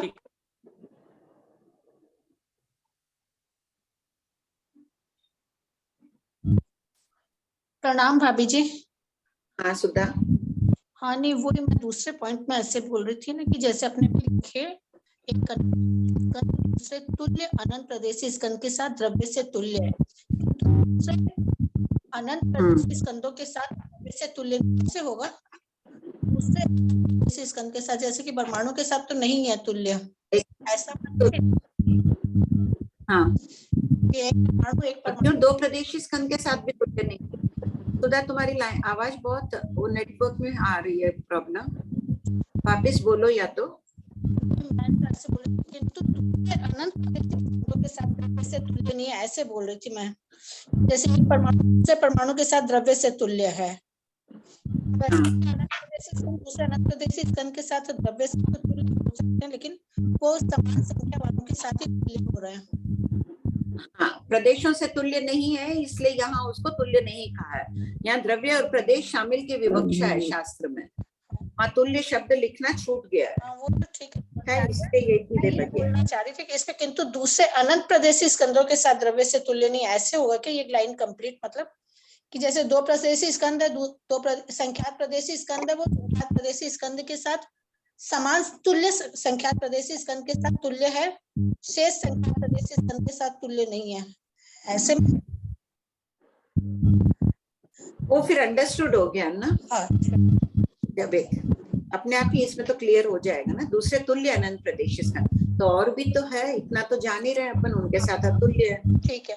और भाभी जी अभी जैसे ये वंदना जी बोल रहे हैं कि क्या है ना ये कि भाई एक परमाणु है और एक अनंत प्रदेशी स्कंद, दोनों द्रव्य की अपेक्षा तुल्य है, तो ये तो अपने उत्कल की ही तुल्यता का क्या क्या तुम्हारी आवाज नहीं आ रही, आधी आवाज सुनाई दे रही है सुधा। सुधा वापस बोलो, सुनाई नहीं दिया मेरे को।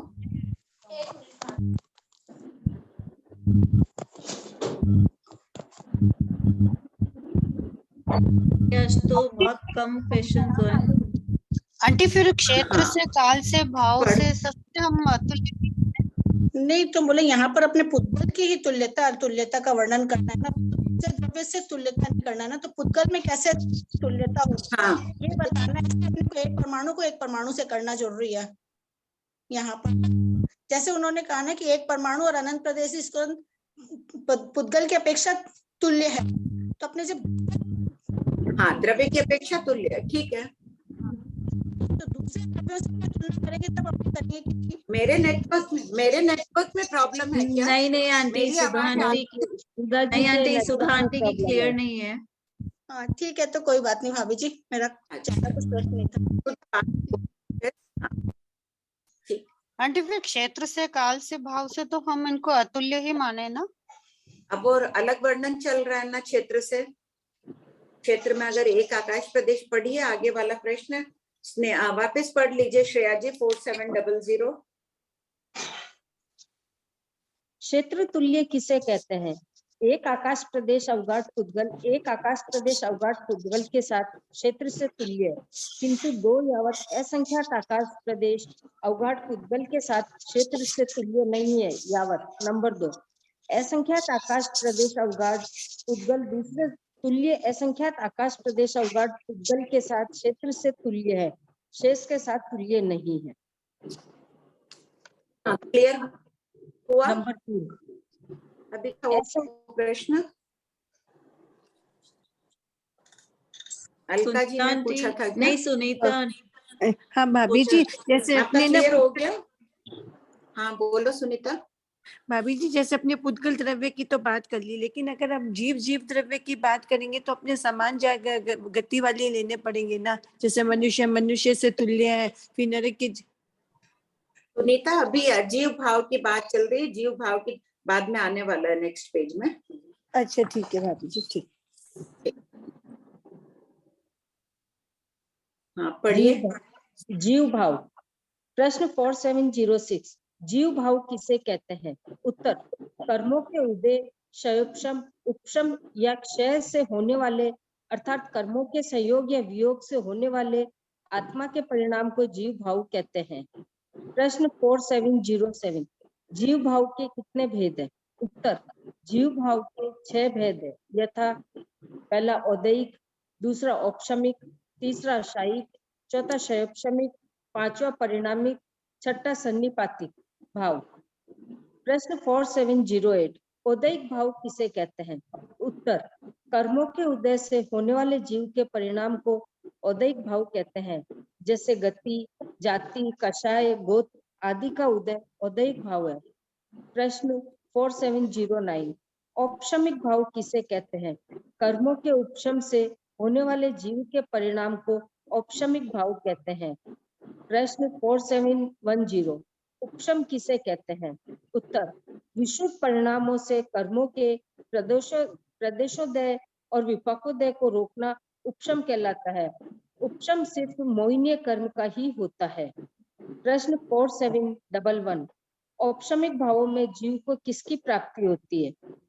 उत्तर औपशमिक भावों में जीव को उपशम संकित और उपशम श्रेणी की प्राप्ति होती है। प्रश्न 4712 शायिक भाव किसे कहते हैं? उत्तर कर्मों के क्षय से होने वाले जीव के परिणाम को शायिक भाव कहते हैं, जैसे केवल ज्ञान, केवल दर्शन, अव्याभात सुख, वितरागता आदि की प्राप्ति शायिक भाव में होती है। हमें वितराग भाव को शीघ्र प्राप्त करना है। प्रश्न 4713 क्षयोपशमिक भाव किसे कहते हैं? उत्तर कर्मों के क्षय और उपशम से होने वाले आत्मा के परिणाम को क्षयोपशमिक भाव कहते हैं, अर्थात उदय प्राप्त कर्म पुद्गलों का क्षय और उदयावलिका में बहिर्भूत कर्म पुद्गलों के रस को उपशम नष्ट करने से जीव के जो परिणाम होते हैं उसे क्षयोपशमिक भाव कहते हैं। प्रश्न 4714 औपशमिक भाव के उपशम और क्षयोपशमिक भाव के उपशम शब्द में क्या अंतर है? उत्तर नंबर 1 औपशमिक भाव के उपशम शब्द का आशय यह है कि इसमें कर्मों का उदय ही नहीं होता है, इसलिए क्षय नहीं है। जबकि नंबर 2 क्षयोपशमिक भाव के उपशम शब्द का आशय यह है कि इसमें कर्म पुद्गलों के रस को नष्ट करके उन्हें विपाकोदय के अयोग्य करता है, किंतु प्रदेशोदय से कर्म क्षय होते हैं। प्रश्न 4715 क्षयोपशमिक भाव में जीव को किसकी प्राप्ति होती है? क्षयोपशमिक भाव में आत्म गुणों की प्राप्ति होती है। क्षयोपशमिक घाती कर्मों का ही होता है, क्योंकि घाती कर्म ही आत्मा के गुणों का नाश करते हैं। प्रश्न 4716 ज्ञानावर्णीय कर्म के क्षयोपशम से क्या प्राप्त होता है? उत्तर ज्ञानावर्णीय कर्म के क्षयोपशम से 4 ज्ञान और 3 अज्ञान की प्राप्ति होती है। मिथ्या दृष्टि और सम्यक मिथ्या दृष्टि का ज्ञान भी अज्ञान कहलाता है। प्रश्न 4717 दर्शनावर्ण्य कर्म के क्षयोपशम से क्या प्राप्त होता है? उत्तर दर्शनावर्ण्य कर्म के क्षयोपशम से दर्शन गुण प्रकट होता है, यथा चक्षु दर्शन, अचक्षु दर्शन, अवधि दर्शन। 5 निद्रा का जीव स्वभाव से क्षयोपशम नहीं होता है। ज्ञातव्य बिंदु जीव स्वभाव से केवल ज्ञानावर्ण्य और केवल दर्शनावर्ण्य कर्म का क्षयोपशम नहीं होता है। इन कर्मों के क्षय से केवल ज्ञान, केवल दर्शन प्रकट होता है। प्रश्न 4718 मोहिनीय कर्म के क्षयोपशम से क्या प्राप्त होता है? उत्तर मोहिनीय कर्म के क्षयोपशम से सम्यक देश विरति और सर्वविरति की प्राप्ति होती है। प्रश्न 4719 अंतराय कर्म के क्षयोपशम से क्या प्राप्त होता है?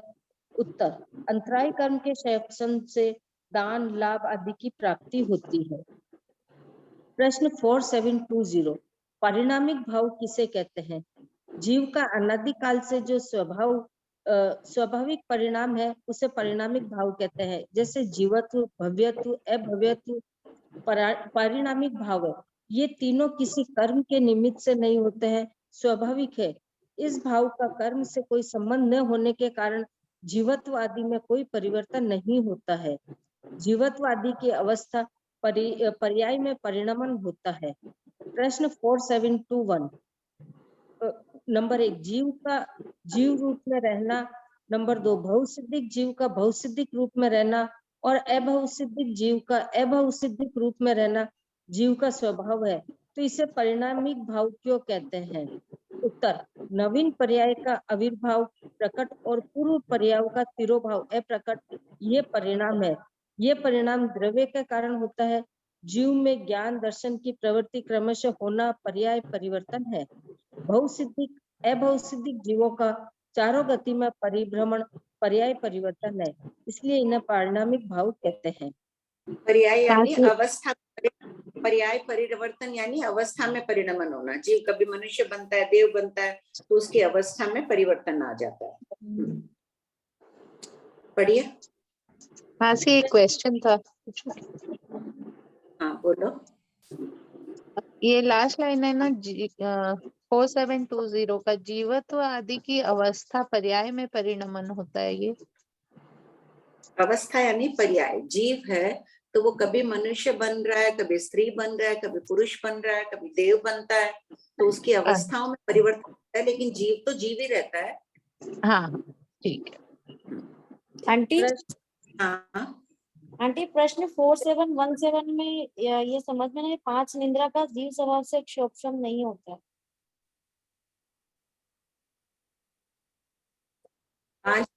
क्षोभम नहीं हो रहा है। क्षोभम के थोपड़े में आ चुका था ना, तथा स्वभाव से या तो उसका उदय होगा विपाकोदय या प्रदेशोदय। अभी अपने निद्रा का उदय है तो प्रदेशोदय, क्योंकि अपन नींद नहीं ले रहे, अनुभूति नहीं हो रही नींद। जब निद्रा का समय आएगा, थकान आए, जो भी अपना समय हो, उस वक्त निद्रा का विपाकोदय हो जाएगा। ये क्षोभम के थोपड़े में ये पूरी बातें आ चुकी थी। ये वाला की थी क्या क्षोभम का थोपड़ा? तुम मैं तो थोड़ा ही की थी आंटी, की थी ना उस वक्त? हाँ थोड़ा ही किया, स्टार्टिंग का की थी बात करती। हाँ बोलिए संजू जी। हाँ भाभी जी, इसमें है कर्मों के औपसमिक भाव किसे कहते हैं? कर्मों के उपसम से होने वाले जीव के परिणाम को औपसमिक भाव कहते हैं। और पीछे दिया है 4714 में कि औपसमिक भाव के देखो इसमें जो औपसमिक भाव किसे कहते हैं, ये तो 4709 में है। कर्मों के उपसम को औपसमिक भाव कहते हैं। और फिर पीछे दिया है 4714 में कि 4717 में 14 हाँ बोलिए। औपसमिक भाव के उपसम शब्द का अर्थ यह है कि इससे कर्मों का उदय ही नहीं होता है। तो फिर उपसम होता है जिसमें उदय ही नहीं होता है, यानी खाली उपसम ही रहता है। कर्मों का देखो कोर्स में क्या दिया, औपसमिक भाव कर्मों के उपशम से होने वाले जो परिणाम बनते हैं, हाँ, जो आत्मा के परिणाम बन रहे हैं, उन्हें औपसमिक भाव कहते हैं। अब यहाँ 4714 में दे रहे हैं औपसमिक भाव में उपशम शब्द का क्या अर्थ है? तो इसमें कर्मों का उदय ही नहीं होता है। जिस कर्म का उपशम उदय नहीं, लेकिन भाव तो बने ही है, उदय नहीं हो रहा है। मिथ्यात्व मोहिनी अनंतानुबंधी का उदय जो नहीं हो रहा है, तो उनके कारण जो भाव बन रहे हैं, भाव कितने विशुद्ध हो रहे हैं, उसको औपसमिक भाव कहते हैं।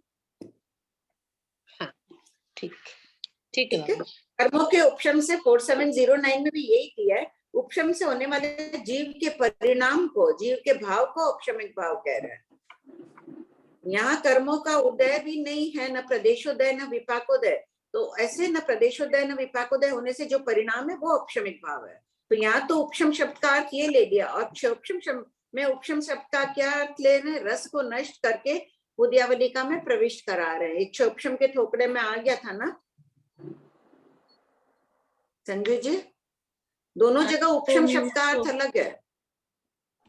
देखिए क्षय उपशम में क्षय प्लस उपशम, उपशम में उपशम, दोनों के उपशम शब्द का अर्थ भिन्न भिन्न है। उपशम वाले शब्द में है कि प्रदेशोदय विपाकोदय दोनों को तोड़ दिया। कर्मलता को बीच में से तोड़ दिया, जबकि क्षोभम में रस को नष्ट कर करके उद्यावलिका में भेज रहा है। ठीक है। प्रश्न 4722, क्या जीव के उपयुक्त 3 ही परिणामिक भाव है? उत्तर, जिस प्रकार मोतियों के हार में एक डोरे में अनेक मोती पिरोए हुए होते हैं, उसी प्रकार जीव में भी अनेक परिणामिक भाव होते हैं। यथा पहला द्रव्यत्व, गुण और पर्यायों का आधार द्रव्यत्व भाव गुण है। अस्तित्व, जीव उपयोग गुण से अपना अस्तित्व सदैव रखता है। प्रदेशत्व, जीव के आत्म प्रदेशों की संख्या निश्चित रहती है। प्रश्न 4723, नंबर 1, शतक 12 उद्देशक 2 जयंतीबाई के प्रश्नोत्तरों में बहुसिद्धत्व को स्वाभाविक का है, परिणामिक नहीं, किंतु अनुयोग सूत्र में बहुसिद्धत्व को परिणामिक भाव का है, क्यों? उत्तर, एक शब्द के अनेक अर्थ होते हैं। यथा शतक 12 उद्देशक 2 में परिणामिक का अर्थ परिवर्तनशील है, बहुसिद्धत्व परिवर्तनशील नहीं है, स्वाभाविक है, अतः परिणामिक का निषेध किया है। नंबर 2, श्री अनुयोगद्वार सूत्र में परिणामिक भाव का अर्थ स्वाभाविक है, अतः दोनों पाठों में बहुसिद्धत्व के लिए भिन्न भिन्न शब्दों का प्रयोग करते हुए भी भावार्थ एक ही है कि बहुसिद्धत्व स्वाभाविक है। 12वें शतक के प्रश्न नंबर 3837 देख लेना, सबको मान लिख लीजिए ऊपर। प्रश्न 3837 देखें, सबको घर में इसको पढ़ के रखिएगा नेक्स्ट वीक की तैयारी के लिए। आंटी क्लास, अच्छा टाइम हो गई क्या? आज पढ़ बहुत कम हुआ ना, वही चर्चा चल गई। ठीक है, जय जिनेंद्र आंटी। एक डाउट है आंटी, ले क्या? हाँ ले लो। ये जो आपने भाषा वर्गणा के बारे में पूछा था क्वेश्चन, तो ये इससे घटित, जैसे 1304 है, बनते भाषा वर्गणा 1303 शब्द रूप ध्वनित रूप में परिणत उद्गल कितने काल तक रहता है और भाषा वर्गणा अशब्द रूप में कितने काल तक? ये क्वेश्चन से संबंधित है क्या? 1300 कौन सा नंबर बोल रहे हैं? 1304 दोनों क्वेश्चन। 1304 नहीं, ये इससे रिलेटेड नहीं है। नहीं, इससे नहीं है। आंटी ने क्या पूछा था वो मैं कंफ्यूज हो रही हूँ। वो ये कि भाषा वर्गणा के पुद्गल कैसे देख सकते हैं अनुत्तर विमान के देव। अच्छा, अनुत्तर विमान के देव। हाँ। ठीक है, देव के सब कोई खोज के रखना है, इसको जरूर प्रयास करना, ये भी होमवर्क है। और ये आज जो हुआ वो भी एक बार पढ़ लेना। जय जी। जय जी। आंटी बहुत